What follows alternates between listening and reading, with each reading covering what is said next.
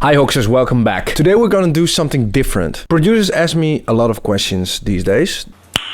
Nice. And today we're gonna make sure to answer one of those questions. That question is how to mix your bass line. I will show you my tricks and secrets so you can implement it yourself. To answer that question, there are 3 things that you need to focus on. Those 3 things are sound design, the Midi, and the mixing down itself. When talking about sound design, it's important to know what a good sound is. Let me say it like this. Good sounds are hard to find, but easy to mix down. Bad sounds are easy to find, but hard to mix down. The question is, do you want to spend more time on finding the preset and not so much on mixing it down? Or are you willing to spend more time on the mixing down instead of searching for that preset? And of course, that's up to you. To give you a clear example of what a good preset is that I found this one.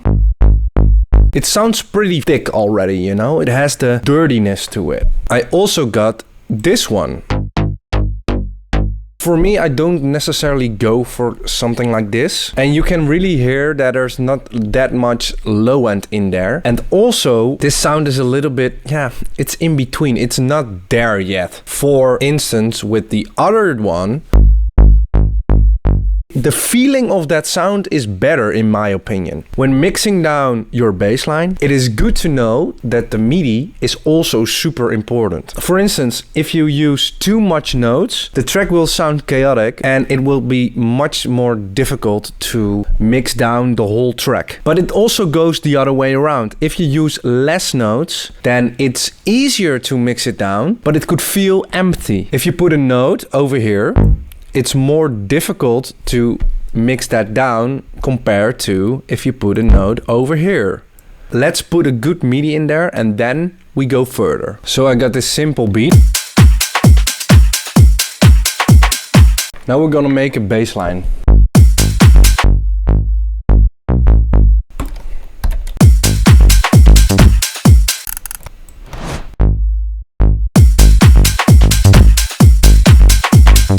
Now comes the magic. The preset sounds pretty cool. The Midi sounds also pretty cool. Now it's time to mix it down. You need to divide your bassline into 3 bandwidths: low, mid, and high. It needs to sound like one thing. So for instance, I like the sound of this particular preset, but I do feel this is more of a mid-frequency sound. So what we do, all the presets needs to go to a bus channel. But before that, we make sure to EQ this part to cut off the lows, because I think there are much better sub presets for that kind of sound. I'm adding it right now and I see that I forgot to say something about it. The reason why you use a different sub sound for your bassline is because I'm going to distort that sound that I already have. If I distort low frequencies, then the low end won't be as powerful as it is when I use a different sub sound. So now you know. And I feel this could also be... So we cut out the highs and the lows. Then we add like a futurist, something to make it more dirty. I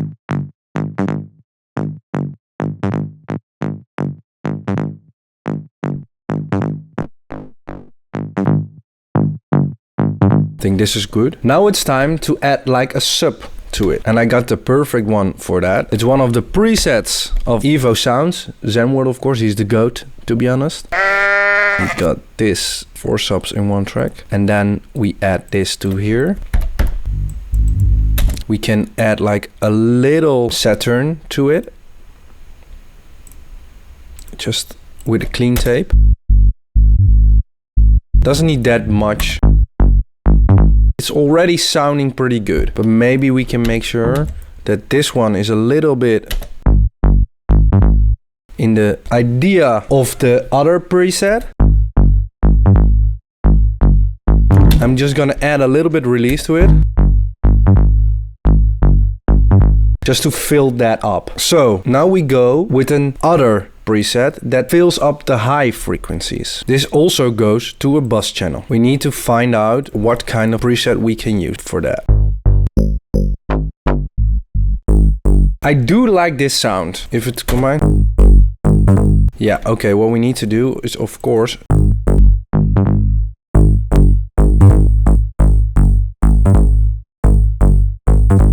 12 seconds later. no. 2 hours later. And I think this is a good sound. We need to cut off the lows of it. And it sounds pretty thin right now, but the only thing it needs is like a Gorilla drive maybe.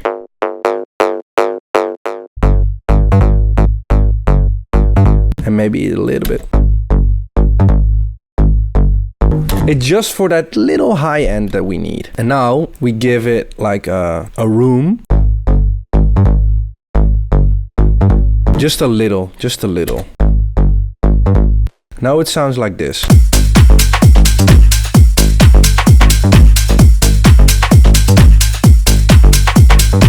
But the thing is, it sounds pretty cool, pretty good. Now we need to glue everything together because these three sounds are on its own. They are not talking with each other. They are not combined together. And how do we do that? We all have this going on in a bus channel. First, we need an LFO tool because, of course, the bassline isn't sidechained right now. It's already better. What we're going to do now is add a cremant. And I hear you guys asking me already, what is cremant? Cremant is almost the same as OTT. It is a multi-band compressor. But the thing is with the OTT, sometimes the OTT makes the sound out of phase. And we don't want that, especially not with the bassline, because it loses all its energy. I got a preset of it. Feel free to copy it. It's, yeah, you have the OTT over here, the subtle OTT. Yeah, I just made sure it is a little bit more in my style. And what you need to focus on is the red lines needs to align with the blue lines.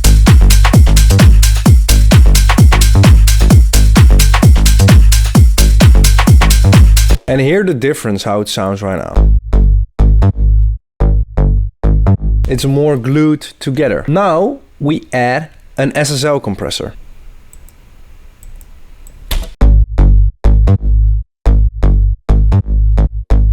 The reason why we add the SSL compressor after the cremant is because if you do it before the cremant, all the bandwidths will already be compressed as one thing. So for instance, the cremant is compressing it individually and an SSL compressor is doing it the whole sound. Sometimes other sounds in a different bandwidth are louder than the other sounds, and that makes a sound softer than the other sounds.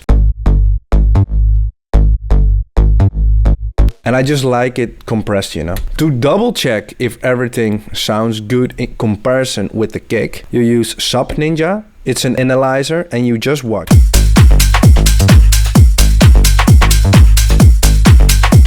And this is a healthy waveform. You need to look at this at the 100 Hertz. And you see that the kick and the bassline are almost working together, you know?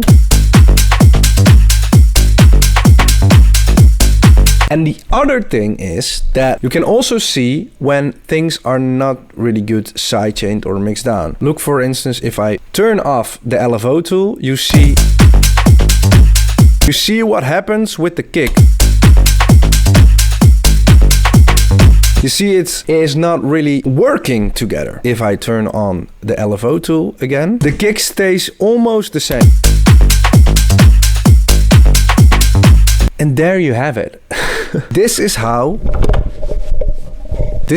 you mix down your bassline and your kick. This also works with other genres, by the way. I will see you next week with a Let's Make Some Music Together. Don't forget to like and subscribe, share this, comment what you want to know next. And I will see you guys next week again. Bye bye. You need to subscribe to Tim Hawks on YouTube, or you're going to die. Also, this is another secret of mine. You also need to subscribe to my channel. That's also a really good one. Get a cleaner bassline and kick.